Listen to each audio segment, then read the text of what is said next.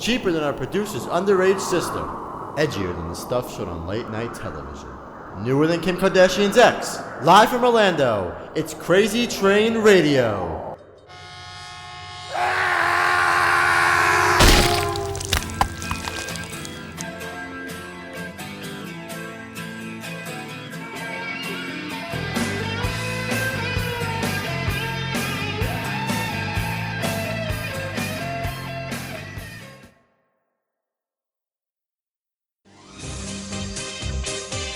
Hey, this is Zach Galligan, and you are listening to Crazy Train Radio.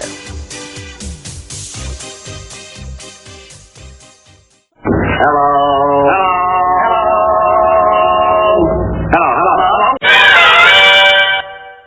So, as you're expecting, you're supposed to be hearing Zach Galligan. But unfortunately, we're going to have to take it a step down, and we got the King of Horror, Andy G, on from Talking Terror Presents. What up? Andy, how are you? I'm fine. How you doing there, Carl? All right, good. So, obviously, we're going to try a little change of pace here and go back and forth, whatever the fuck it is. What banner, I don't fucking know. So, when was the first time you came across Zach's work? First time, I think, is the first time for everybody.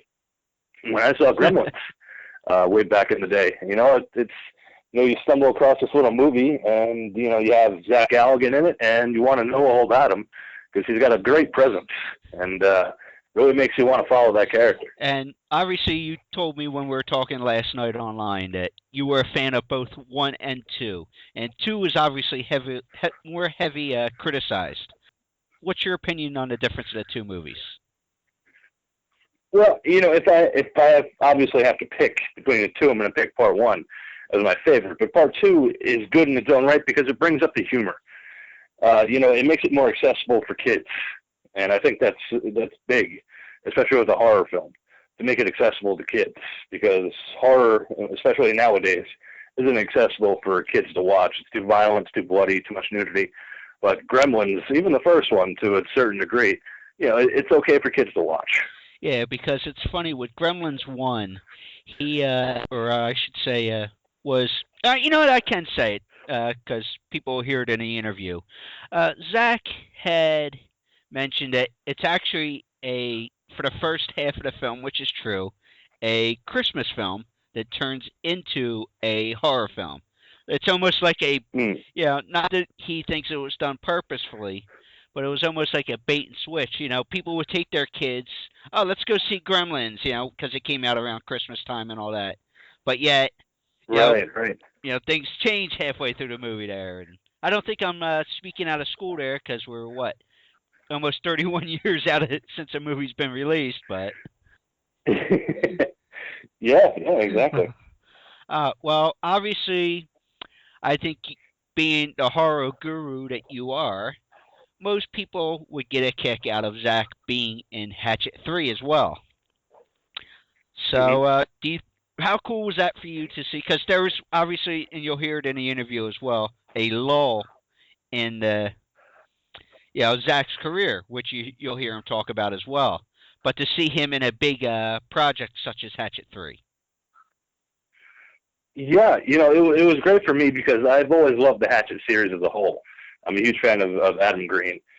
But to watch Hatchet 3 and see Zach Galligan appear, it was, I couldn't believe it. I was like, here's this guy who was in these 2 highly influential films from the 80s, and now he's in another series, Hatchet, and he did a great job. The guy looks like he hasn't aged a day. He still had it, from when he was in Gremlins. He didn't lose that charm, and I love seeing him in that movie. Well, you mentioned another name there, and it's a whole nother time and topic we can totally get into. But Adam Green, and you and me saw each other at Monster Mania in South Jersey a couple months ago. But your partner in crime, Keith, had started to tell me a little bit of a story with your experience with Adam Green. Could you tell the story directly? Well, the only reason I went to Monster Mania in South Jersey a couple months ago was to meet Adam Green, because I am a fanboy of his. Because I think out of all the directors that are doing work now in mainstream horror, Adam still kind of keeps it independent, but he keeps it fun, and he keeps his movies to what I want to see as a horror fan. He doesn't do movies because the studio tells him to do it, and to be able to tell him that in person, meant a lot to me. I mean, it didn't come out that way. It didn't come out all professional and, I'm Adam Green, I think you're great. And no, it came out like a fangirl, crying over Justin Bieber.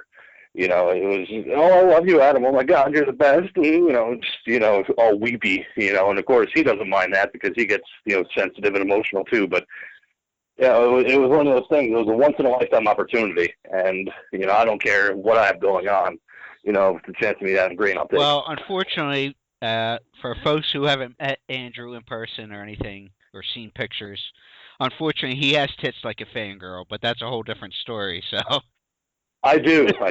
It's a curse. my moves carry me through. But like I said, we're going to completely different direction. We can go so far with the jokes and the insults and that's been a running gag between me and Andrew. But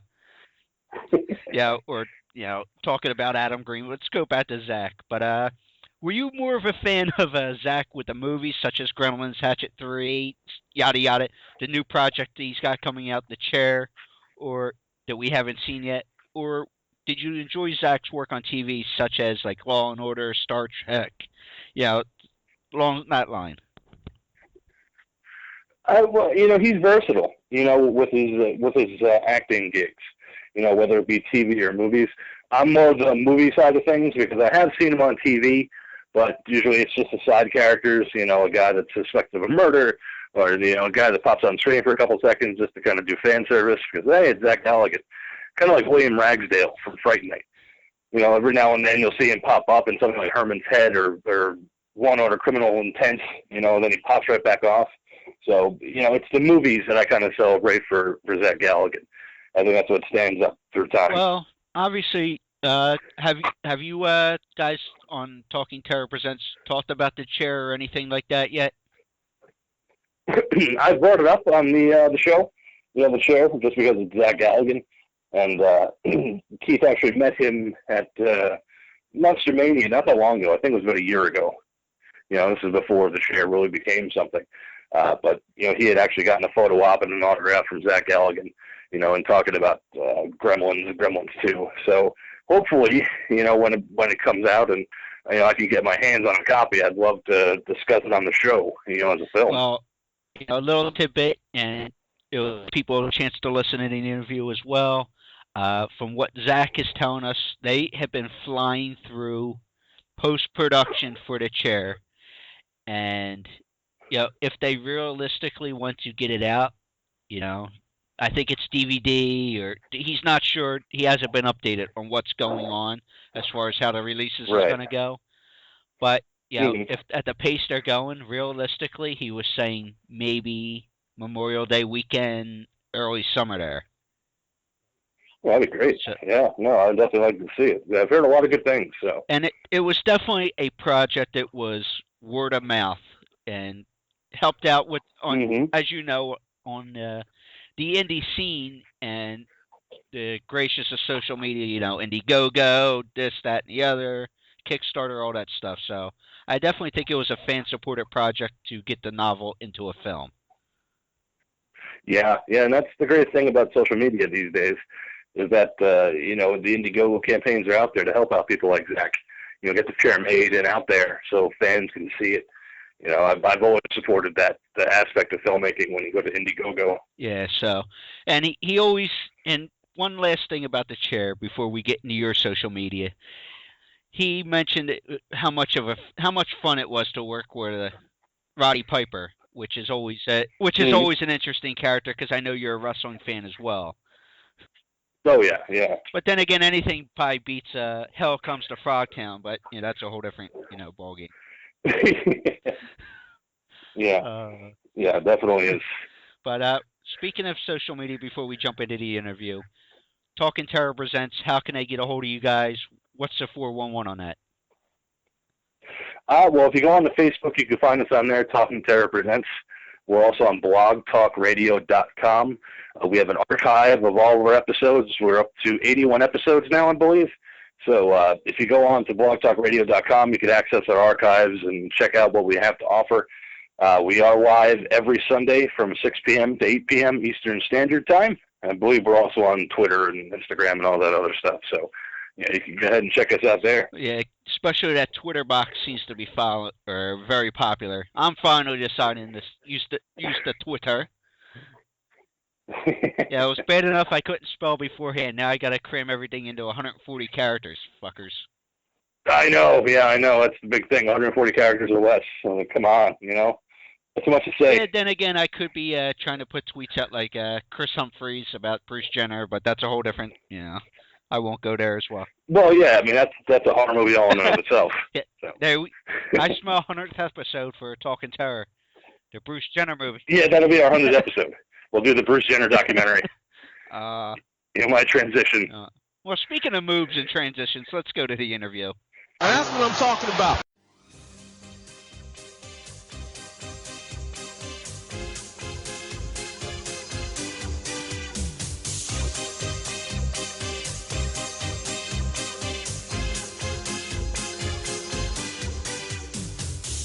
Hey folks, while he's promoting an upcoming film that is due to come out shortly called The Chair, which is based off a novel, his character was Officer Riley.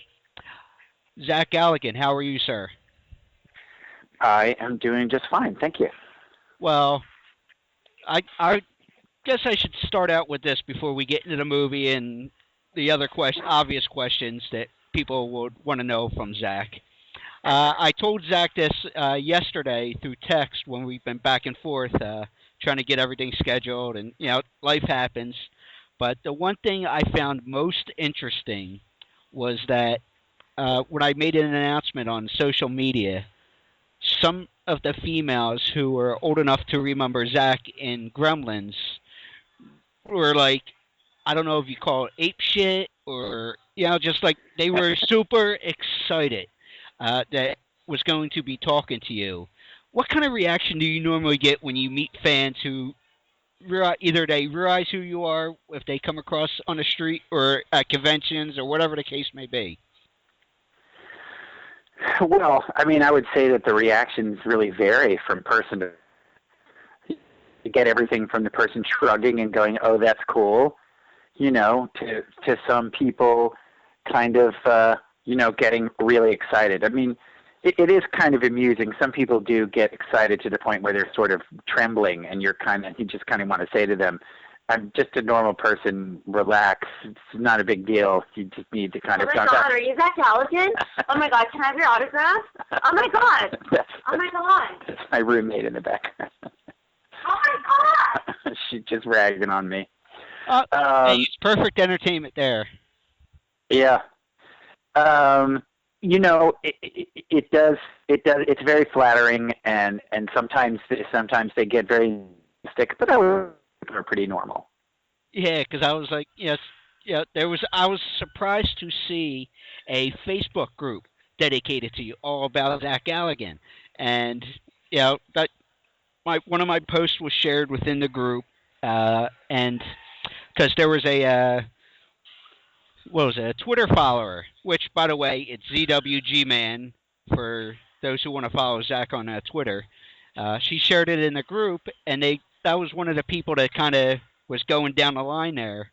And I'm like, and this is what I told you yesterday through text. It's, what the hell? Should I let Zach know we need to get him in witness protection or something? No, I know who that is. That's just Diane. She's cool. Let's just say she's an enthusiastic Twitter supporter. Yeah. And she'll be very happy to hear herself mentioned on this podcast. Yeah, I did tell her we were going to at least say hello. So, D, you owe me $20 for saying that. There you go, D. But anyway, let's start off with The Chair. One of the questions we got on Facebook and stuff, it was, what kind of preparation did you need to get into a role like this based off the novel? Well, I think the first thing that you need to do when you're playing a character, I mean, for the people who are listening who don't know, I'm playing a pretty brutal prison guard in it. And I didn't really know that much about, and thankfully, about prison in general. So what I first wanted to do was kind of figure out what the guy sounded like. So I did a little research, just sort of like, on what the average prison guard is kind of like in terms of his class and education and whatnot. And then I tried to figure out what's the closest person that I've met who kind of would look and talk and sound and walk like that. So I came up with somebody that I knew that I thought would be,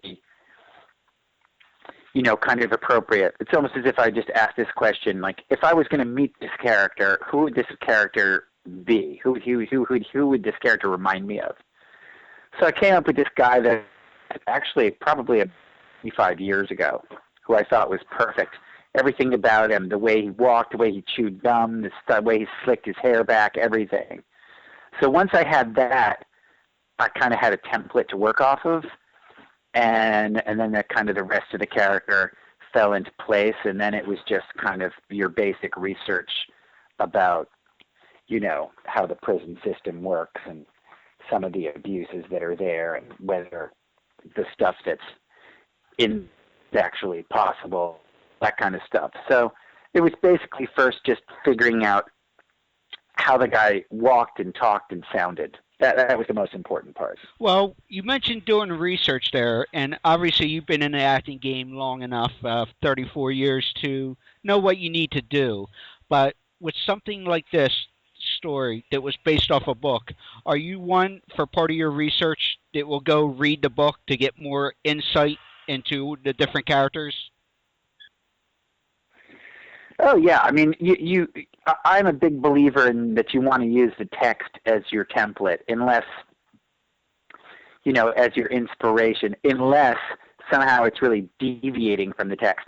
But since the text was adapted by the guy who did, Peter Samedi, who did the graphic novel, it's basically his vision. So what I'm trying to do is, he's a storyteller, and I'm trying to be the best possible cog that I can be in the storytelling mechanism. See, really, if you're a good actor, what you're doing is you're helping to tell the story. You're not trying to call attention to yourself. The people kind of sense that, and whether they're aware of it while they're watching the movie or not, they resent it. So what you want to do is you want to blend in and be a really kind of invaluable cog in the machine that people are interested in watching. So that's what I tried to do to the best of my ability. Well, working on set, you have a very eclectic cast working on this project, and such as like Roddy Piper and several other actors who you can find on Facebook. The Chair, look it up. We'll have links posted with this as well. Who was the most interesting person on that set? Because I know you were there for 6 days, or say a third of the filming process of this. Yeah, well, when the budgets are lower, you have to move quicker. That's just the way it is. You don't really, one of the things that money gives you, at least in terms of film budget, is it gives you sort of more of the luxury to kind of take your time. But with a lower budget independent movie, you don't really have that luxury. And to be perfectly honest, I know this is a lot of people might not believe this, but I kind of prefer it, because I kind of find some of the pace at which they work at, where they're doing 1 page a day, it's kind of unnecessarily slow. If I'm going to work on a film or something like that, I want to get in there. I want to do it. You know what I mean? I want to get it. Let's do this thing. So you definitely get your low budget movies, because you got to go. You don't have any time to do anything other than the movie at hand. So, so as far as people on the set, I mean, you're right. It was very eclectic, and there were some very cool, interesting people that I hadn't met before. I'd never worked with Ezra Buzzington before. He did a terrific job and was a terrific professional. I was really curious about Roddy Piper, because he's I really thought he did a terrific job in They Live, and so I thought that he had some good acting chops to begin with.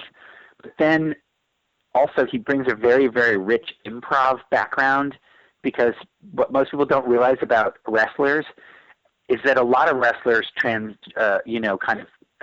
well to screen because they have to make a lot of stuff and they have to and on those promos that they cut. So Roddy basically had 30 years of improv training thanks to WWE. So that muscle that he had developed was really finely tuned. So the director, Chad Farron, was like, just go ahead and, improv whenever you feel like it. And when he first said that, I was kind of like, uh-oh, I wasn't sure what we were going to get. And then I watched Roddy work, not only with him, but sometimes I would just watch him when he was, when I was off camera. And he really, was very super quick and super creative and quite honestly very impressive. So I was kind of like, wow, this guy's improv and ad-lib skills after 3 decades are just like honed to a razor sharpness. So yeah, I mean, everybody brought a kind of an interesting, cool energy to it. I mean, those are the two that come immediately to mind, but everybody kind of brought something kind of cool and interesting and dark to the project. I'm kind of interested to see it. Well, I guess with the chair, my final question would be, do you have any update on terms of release, whether it's on DVD or online or, whatever form of medium? Well, I don't, but in a way that I do, because the teaser trailer came out something like 3 weeks after we finished, or maybe 2 weeks after we finished something like the movie. That. And I just emailed the director, and he's like, I'm done with the rough cut. So I was shooting 2 months ago. So the fact that he's done with the rough cut, it just seems like it's going to be sooner than later, just in terms of the speed at which the project has been completed. So if there's a rough cut now, if they really wanted to, they could have a finished product by Memorial Day. So if they have a finished product by Memorial Day, you kind of think you'd want to put it out in October. I mean, that's what I'd want to do. I'd want to put it out October 20th, right around Halloween, where it would gain that kind of like, not that it's really a horror movie though. I think some horror fans would be disappointed because it's not really like, there's no supernatural element in it. There's no monster in the prison that crawls out of the sewer grates or anything like that. It's just horrific in terms of, the man against man kind of a thing. And it's violent. So would you say would fall more under, say, a thriller type of movie? Yeah, I would say it's more like a psychological thriller where you don't know what's really happening and what isn't, and what's a hallucination and what's not. And obviously some of what's depicted is very violent and disturbing. So it definitely has what you would call horrific elements in it, but it doesn't have supernatural elements in it, although there's certainly a fair amount of gore. Yeah, because I was also, and we don't want to go into specific detail because of how, and I'm not afraid to say, fucked up be the topic, but I heard you recently speak, doing my research, you were speaking, I guess, with somebody associated with the film, and you were talking about a specific scene in the movie, which was a rape scene or something. Yeah. So, that right there should just tell you what kind of psychological thriller we're getting into. So. Well, the other thing too is, most people go, "Oh, prison, whatever," but the reality is, if you really take a good, cold, hard look at what prison in America or around the world is like, it's the worst possible place that you can be. I mean, there are rules, but in ways there aren't rules. Everyone circumvents the rules. The guards are just as bad as the prisoners sometimes. There's abuses everywhere. You have the worst people on the planet all locked up together. I mean, it's a nightmare. Yeah, and if you think about it, what you were saying there as well, Zach, is, and hell, they have TV shows here in America for it, where called lockup and stuff, where there's you got like your set of rules coming down from like the warden and the guards and all that. Then you have like that subculture of rules within the prisoners where they look at, okay, you can commit murder or robbery over here, you're all right, but if you do other crimes, you're looked really down upon. So. Yep. So, find out more on Twitter with @thechairhorror. They're on Facebook. They're all over social media with that. But I'm curious to know. Let's change gears a little bit here, Zach. Last year was 30 years for Gremlins. Where's the relevance looking back 30 years? Is it a classic? Where do you think it stands at this point in time? Well, it's not really for me to say because I'm part of it, But, I mean, I'll tell you what it seems like to me. What people tell me is that it's basically, I hear phrases. People ask me, how does it feel to be like a part of American pop culture? Like that's the way some people feel about it. So that's an amazing feeling, People call it a classic. People use things like the legendary 1984 horror film or horror comedy, whatever. So its reputation seems to be pretty set, as a classic from that decade, which is just it's really kind of thrilling. I know it would seem strange that, like, how could something be thrilling 30 years later? But to see the place that it's kind of, taken in, I don't know if it's so much like snobby film culture, although I think it's actually surprisingly respected in snobby film culture, even though it's kind of a silly movie about puppets. But it's Joe Dante's a very clever guy, and it's very cleverly done, and almost perfectly executed, at least as far as the direction and the editing are concerned.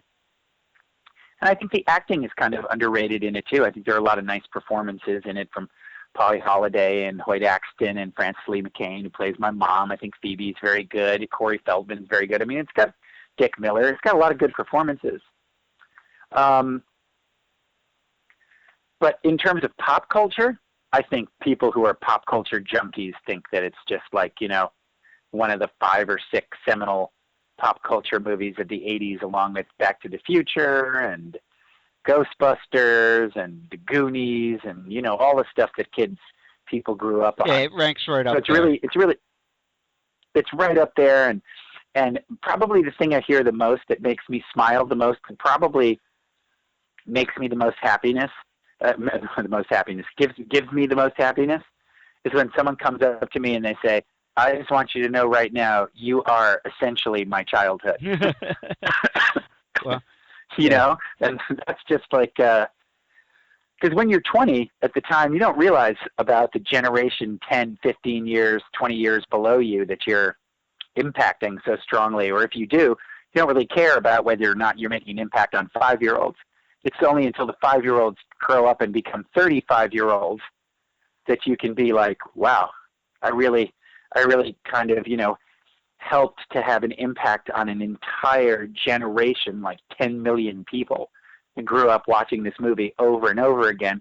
And now that it's kind of like morphed into a Christmas movie, I have parents come up and they go, yeah, we got her started on it too. And there's a little 7-year-old with a Gizmo doll in her hand, and you go, it's the gift that keeps on giving. Yeah, because I would actually fall under that generation because I was born in '84 there, but probably I don't know that I can recall maybe 3-4 years old first starting to watch it, and definitely I would think you were part of an influence of that generation. But it's also interesting if you look from a technical standpoint with that movie. Excuse me, that you've talked about countless times where with Gizmo, you did a lot of improvisation or improv, and you had all kinds of wires going up and down your arms and your legs and just everything with to work Gizmo for the electronics. Yep, sure. So, what do you like having physical effects like that when you work on a project, where it has to be done right there on set, or do you prefer seeing things with CGI effects, say, like when you did Hatchet 3? Well, Hatchet 3 actually was like Gremlins. It was practical effects. Everything that you see there is right in front of you. So there actually was no CGI because Adam Green, who did the Hatchet series, he is a big fan of practical effects. And I wouldn't say he hates CGI, but he certainly prefers practical effects on the whole. So, yeah, I mean, I felt right at home with the Hatchet movies. That was great to kind of revisit those effects again. Well, do you think, back to Gremlins for a second there, probably one of my favorite stories I heard about you was, and you mentioned it earlier with the chair, there was a lot of downtime with Gremlins, and the classic story that I heard was that you were actually sitting playing video games with Steven Spielberg. What's the story on that? Well, the story is that Spielberg, not surprisingly, was a huge video games fan, and maybe he still is, I don't know. But at the time, he had an office in Warner Brothers for Amblin Pictures, which is his production company. And he was working a lot, and he was doing Indiana Jones and the Temple of Doom. But in his office, he had a bunch of video games. He had Millipede. He had a racing game called Pole Position. He had a game called Food Fight that I fell in love with burgers and bananas at each other, and it was kind of ridiculous. We're talking 1983 stand-up video arcade games like Robotron and Defender and whatnot. And so whenever there was a big delay, which was often on Gremlins, I would work in his office in video games. So one time I went over there, and he was there. And he was like, you want to play in pole position? And so I started playing in pole position thinking because I was young that I would kill him, and he just killed me. Hell.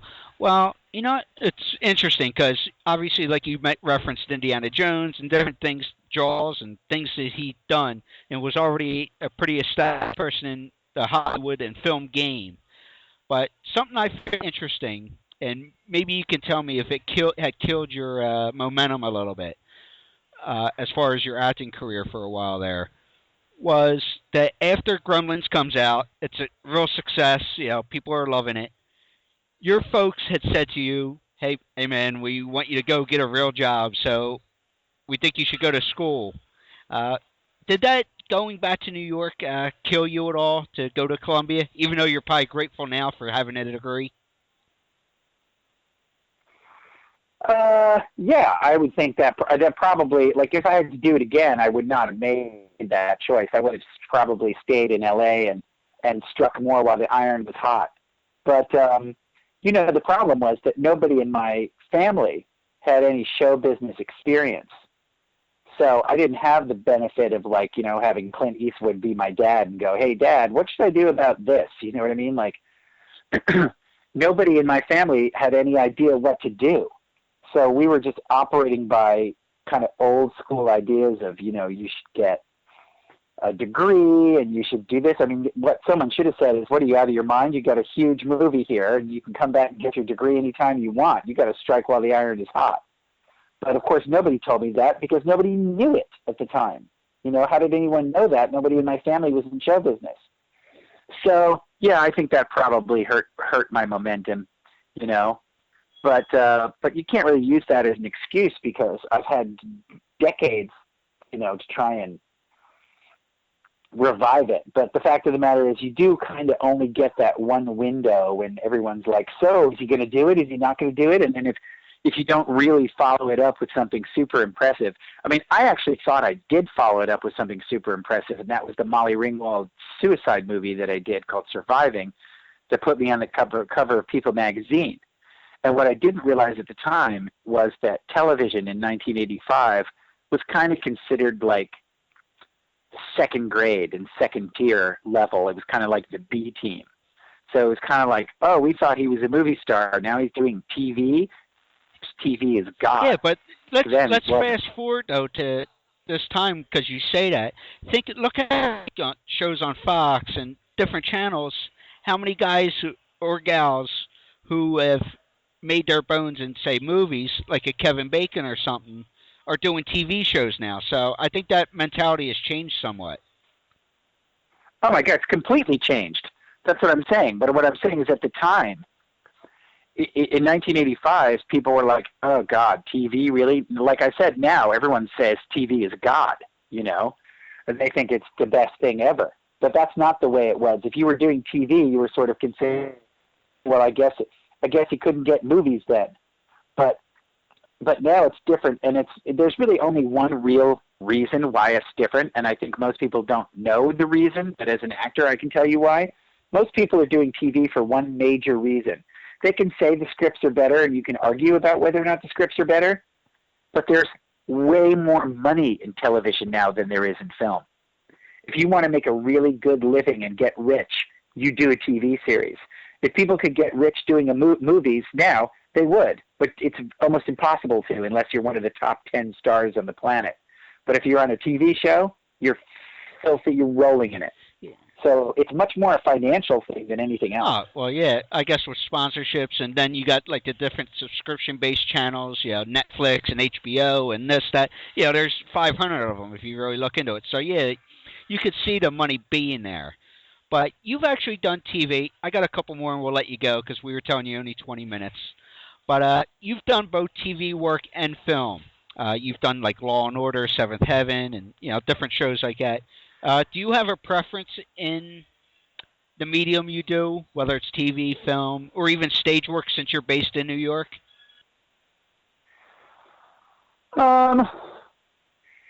I just tend to like to do things that move and go quickly. I don't like it makes me crazy sitting around doing nothing all the time. If I'm going to work, I want to, like I said, there and I want to do it. People say, "Hey man, we're doing 10 pages a day." I'm like, "Let's do 10 pages a day. Let's do 15 pages a day. Doesn't matter to me. Let's just not sit around and unless you have to move the camera perfect and whatnot. But if you can move quickly without sacrificing quality, let's move quickly." And that's kind of what they do in TV. So in certain ways, I kind of prefer TV because it moves. Don't spend your entire day sitting around. Kind of makes me a little nuts. Yeah, if you're going to work, you want to work. And that's, I think, like, especially being a Northeast guy, I get that for sure. Yeah. But my final question, professionally at least, you might be able to answer this. You kind of did with school and all that other stuff. But being based out of New York, even today, does that help you or hurt you since they take filming locations all over the place?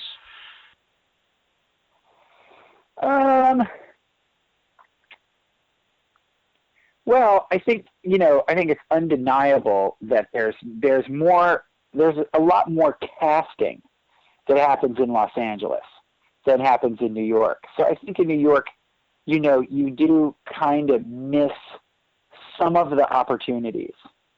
There are probably more opportunities in LA than there are here in New York. I don't really think you can argue that. But the problem is when I live in LA, or at least when I did for 15 years, I went a little nuts because there's really not that much stuff to do out in LA. I don't particularly find it that interesting. So maybe it's changed. I don't know. I mean, I've been out there fairly recently. It seems like it's pretty much the same, but I just kind of need a little bit more stimulation if I'm going to live somewhere all year round. Well, speaking of that, do you think because of the hustle bustle of New York and everything else, that you could kind of sneak in quietly when you're on your private time or personal time, where in LA you have, especially, you notice, like TMZ and this one and that one, always putting stuff out there for the public to view that you may not want to be seen?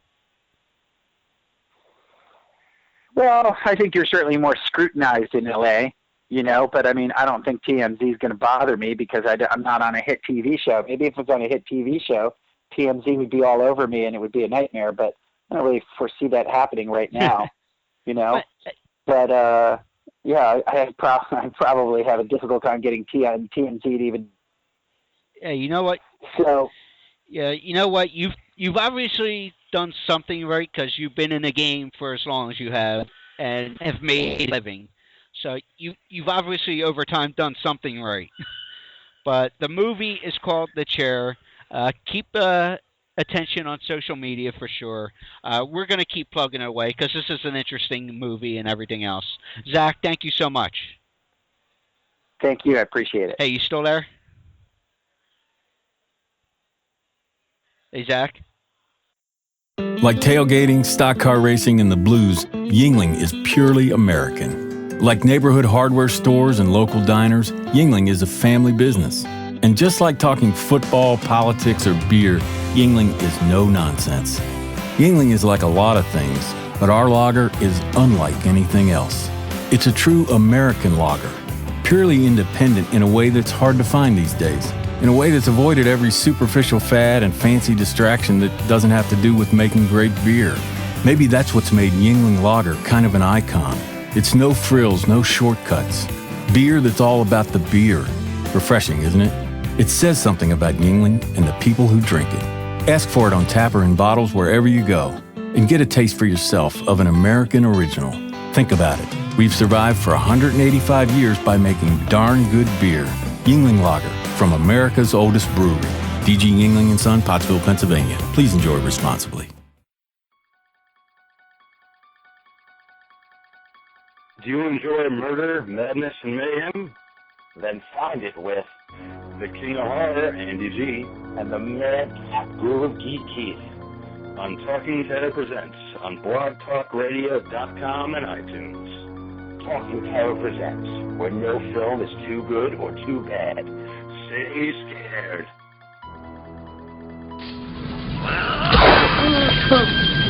I'll see you in hell. Tell him Freddy sent you.